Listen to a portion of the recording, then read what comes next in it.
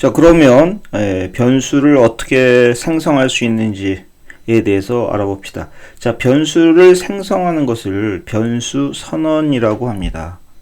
자, 변수를 선언하려면 반드시 bar 또는 let 또는 const라는 키워드를 사용해야 합니다. 자, 예를 들어서요. 자, 여기 보시면 지금 bar라고 하고 bar라는 이게 키워드인데요. 자, 키워드는 쉽게 얘기해서 자바스크립트와 약속한 하나의 명령이라고 생각하시면 됩니다. 예를 들어서요. 이 bar라는 키워드는 자바스크립트가 어떻게 인식하냐면 이 bar라는 키워드를 만나면 자바스크립트 엔진은 이 뒤에 오는 이름으로 변수를 생성하라라고 인식을 합니다. 자, 아까 이 메모리 그림으로 설명을 드리자면요. 이 식이 지금 이걸 문이라고 하는데 이 자바스크립트 문이 실행이 되면 일단 메모리 빈 공간에 메모리를 확보하게 되겠죠. 자, 이 메모리를 확보를 하고요. 이 메모리의 주소, 이 주소를 기억하는 변수가 만들어집니다. 자, 이 score라고 하는 것이 변수명인데, 변수명 또는 변수 이름이라고 하는데, 이 변수 이름이 지금 생성한 메모리 공간의 주소를 기억한다는 거죠. 자, 지금 얘는요, 변수를 선언하고 값은 할당하지 않은 상태입니다. 자, 초기화를 하지 않았다. 이렇게 이야기를 하는데요. 자, 주의할 것은 초기화를 하지 않았다. 즉, 값을 할당하지 않았기 때문에 이 메모리 공간에 아무것도 없는 것처럼 생각이 될 수 있지만 사실은 undefined라고 하는 자바스크립트의 원식 값이 자동으로 할당이 되어집니다. 자, 이 undefined라는 값은 아직 설명 안 드린 것인데 자, 나중에 우리가 데이터 타입을 공부할 때 그때 자세히 설명해 드리도록 하겠습니다. 자, 코드를 한번 보죠. 예를 들어서요. 지금 bar score였죠. bar score라는 변수를 만들었어요. 자, 이 변수를 만들면 이처럼 하나의 메모리 공간을 확보를 하고요. 그 메모리 공간을 score라는 이름이 변수 이름이죠. score라는 이름이 이런 식으로 기억을 한다는 얘기입니다. 따라서 이 score를 가지고 참조를 하게 되면 언제든지 이 메모리 공간에 접근하게 된다는 얘기입니다. 자, 지금 어떠한 값도 할당을 하지 않았기 때문에 어떠한 값도 들어있지 않을 것처럼 생각이 되어지지만 undefined라는 값이 암묵적으로 할당되어진다. 이렇게 말씀드렸습니다. 자, 여기서 그러면 콘솔 로그를 통해서 우리가 스코어에 현재 어떠한 값이 있는지 확인해 보면 undefined가 나온다는 얘기예요. undefined가. 그렇죠?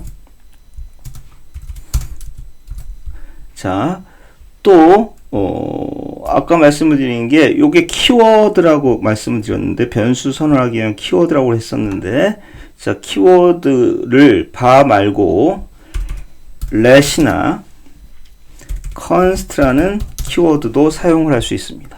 예를 들어서요. let a를 만들었다고 칠게요. 자, 여기서 A를 참조하게 되면 얘도 마찬가지로 undefined가 나오게 됩니다. 자, const의 경우에는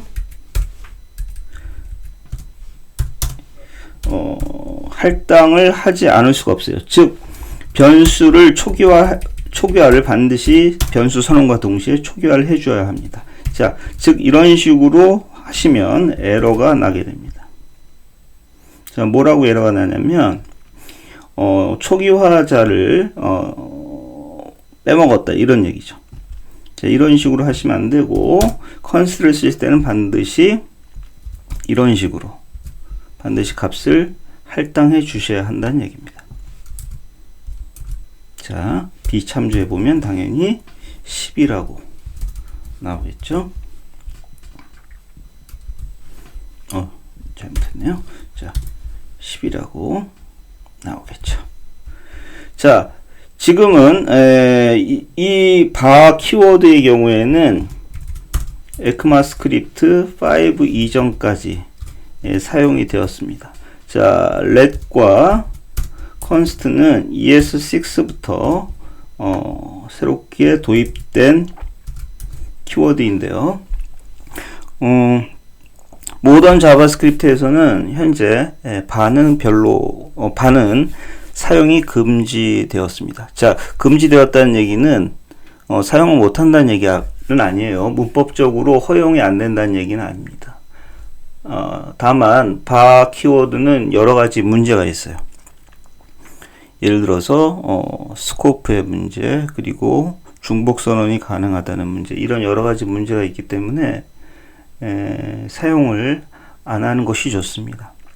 따라서 ES6 이후에는 let과 const를 사용하게 되는데, 자, 우리가 지금은 현재는 이 바에 대해서 알아둘 필요가 있다는 얘기예요.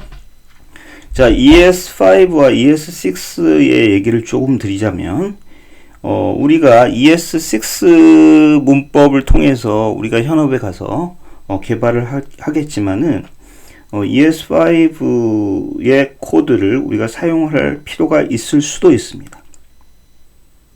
우리가 ES6를 사용한다고 해서 ES5 문법을 전혀 배울 필요가 없다, 이렇게는 생각하지 않습니다. 왜냐하면 예를 들어서 바 키워드가 있음에도 불구하고 let이라든지 const 키워드가 도입된 이유는 바 키워드에 여러 가지 문제가 있기 때문이죠. 여러 가지 단점을 보완하기 위해서 let이나 const가 도입되었다는 얘기입니다.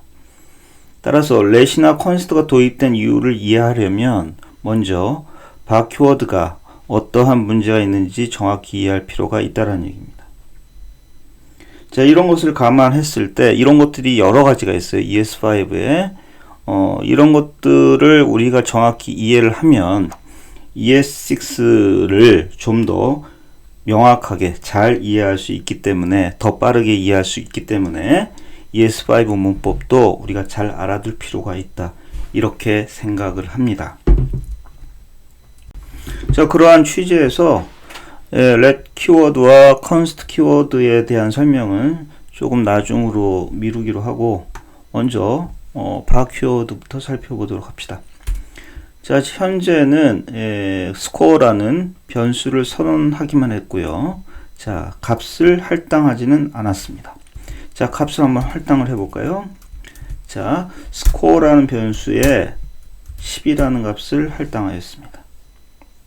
자, 지금 이 equal sign은 할당 연산자 혹은 대입 연산자라고 부르고, 이 할당 연산자는 우변에 있는 값을 좌변에 있는 변수에 할당합니다.